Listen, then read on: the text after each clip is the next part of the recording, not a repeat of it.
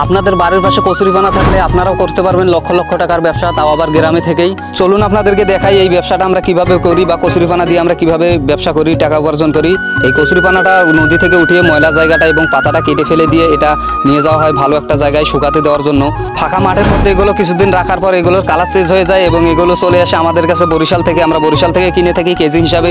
তারপর এগুলো আমি নিয়ে যাই আমাদের কাজের সাইটে। গ্রামে আমি অনেক মানুষকে কাজ শিখিয়েছি যারা এই কচুরিপানা দিয়ে অনেক সুন্দর সুন্দর ডিজাইনের প্রোডাক্ট তৈরি করে।